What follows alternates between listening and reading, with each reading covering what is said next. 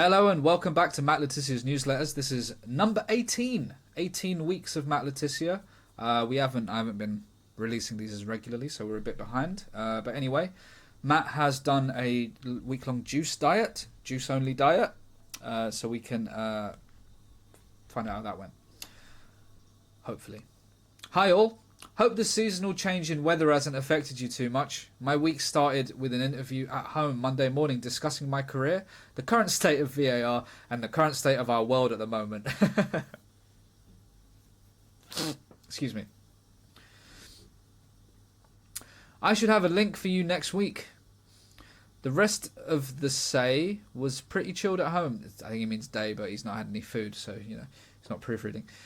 The rest of the say was pretty chilled at home, and after the week of juicing, I'm toying with the idea of changing my eating habits and going pure carnivore. Oh. Okay. Tuesday, and it was time to hit the road. Is that all you're going to say about it?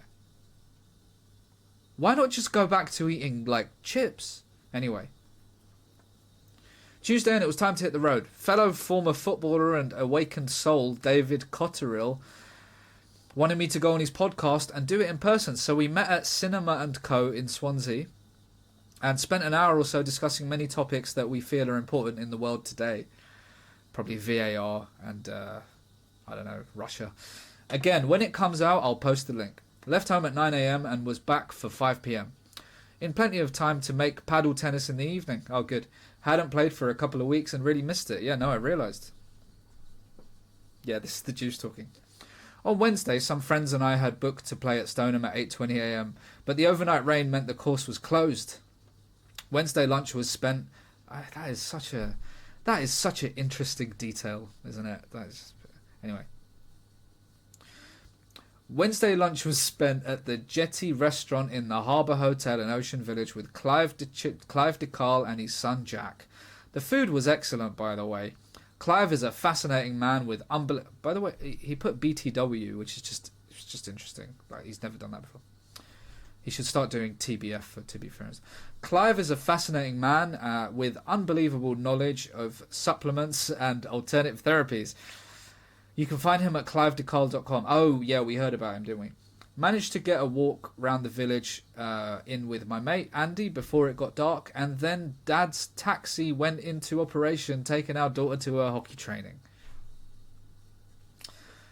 Thursday morning was brunch in Salisbury with friends. And as Stoneham was back open, I missed out yesterday. I headed up there for a game and played pretty well for a level par round and a reduction in handicap to 2.4. Friday, and it was up to the Wisely Golf Club first for breakfast and golf with my old mate Richard Bland and our friends Jason and Ryan.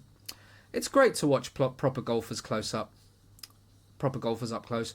We had a tight match which ended in a draw after a nervy 3-putt on the last by Jason, which meant no cash changed hands. Although me and Richard were worried for a while. After golf, it was a dash straight home as my wife and I were out for dinner in Salisbury with our lovely neighbours. The evening started with a couple of donut shots. Cambered and cream? I don't know what that is. At our neighbour's house. Then it was a taxi into Salisbury to our first stop, the Cozy Club, for a couple of pre-dinner drinks. From there, it was a short stroll to the Giggling Squid Thai restaurant, where we had a lovely meal and a few more drinks, and our party were the last to leave the restaurant by some distance. I wish he would tell us what Thai food he ordered. I really want to know his food order, but he never talks about it. He'll go into so much detail about golf.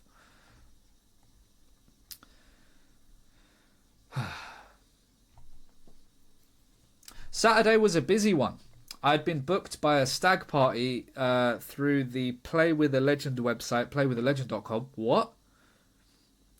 To play a 7-a-side football at Gold's in Southampton. We're going to look at that in a minute. I want to see how much it costs and who else you can get. The best man had organised it as a surprise for the groom, as he was a Southampton fan and a few years younger than me. After the football, we headed off to Regent's Park pub, where I conducted a question and answer session with a stag party. Oh my god. A good time was had by all. Sadly, the groom's brother couldn't make it as he suffered from MS, and he's also a big Saints fan, so the groom FaceTimed him and we had a little chat. Turns out he's just moved into a care home in Romsey, not far from me, so I said I'd pop in and have a cup of tea with him this week. That's class, to be fair. It's lovely to be in a position to bring a bit of joy into someone's life just by turning up and spending a bit of time with them. The timings of the day meant I couldn't make it to St Mary's to see Saints continue their good run with a win over West Brom, as I had to be in Gloucester for 6:45 for a charity dinner. This is the thing about Matt, right? Because someone was asking if I would look into Joey Barton. I don't even think Matt Le Tissier is a bad guy. I think he's like he's boring, right? And he's into the anti-vax stuff, and some of the stuff he says is mad, right? And it's entertaining. But Joey Barton is like just scum, isn't he? But anyway.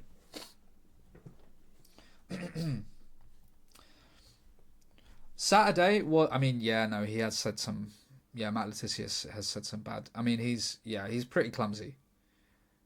I know him and he's a good guy, exactly. Anyway. Sunday was an away netball match for our daughter in Wickham, so my wife decided after the game they'd head to Bicester Village to do a bit of Christmas shopping on the way home, so I decided that would be a lovely mum and daughter day, and I stayed home and booked myself a tea time in the Armistice Cup competition at Stoneham. The way I played, I wish I hadn't. I was a full 10 shots worse than my round on Thursday round the same course. Oh dear. My only excuse was that after football the previous day, the body was a little on the stiff side. Come on. That's no excuse. So there you go. If nothing else, you've got some decent restaurant recommendations in there. I'm probably going to make the newsletter fortnightly from now on.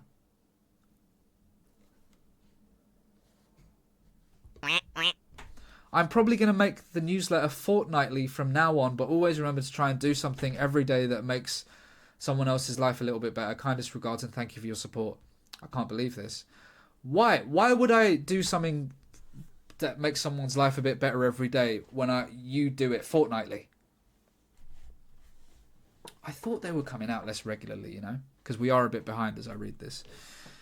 Anyway, that was Matt Tissier's 18th newsletter. I really thought, so last time he told us he was doing this juice-only diet, and I thought that's half the YouTube revenue. Well, don't worry, I'm not really making anything of it. I really thought he'd go into some detail about the juice-only diet and like how he felt, what it was like. It would have been more interesting for him to go day by day based on that, right? But instead he goes into incredible detail about golf again. Doesn't tell us what food he orders. Oh yeah, sorry, we're going to have a look at this quick. So this was on this, okay. Playwithalegend.com. You can book speakers, events, stadium events, after dinner and appearances. Who have we got and how much? After dinner, Q&A sessions, appearances. How much is an appearance? View our legends here. I might not have prices. So, oh God, I mean, this is going to take forever. You've got all the teams, right? Let's look at Arsenal. Quite a few. Emmanuel Petit. Ali Adier, yeah.